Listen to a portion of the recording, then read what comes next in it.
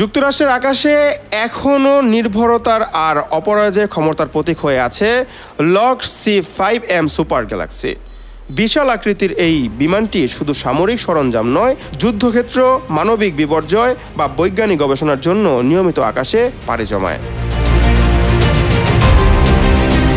শীতল যুদ্ধের সময় তৈরির উদ্দেশ্য থাকলেও আধুনিকতায়নে ছোঁয়ায় এটি আজও যুক্তরাষ্ট্রের বিমান বাহিনীর কাঁধে অন্যতম ভরসা। 1970 সালে C-5 গ্যালাক্সি যাত্রা শুরু হয়। প্রথম দিকে নানা সমস্যায় যেমন ডানায় ফাটল, অতিরিক্ত ওজন ইত্যাদি থাকলেও সময়ের সঙ্গে প্রযুক্তিগত উন্নয়নের মাধ্যমে তা কাটিয়ে ওঠে।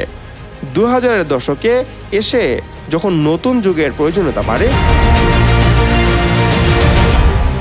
এর প্রোগ্রামের মাধ্যমে C-5 গ্যালাক্সির মধ্যে নতুন জীবন আসে।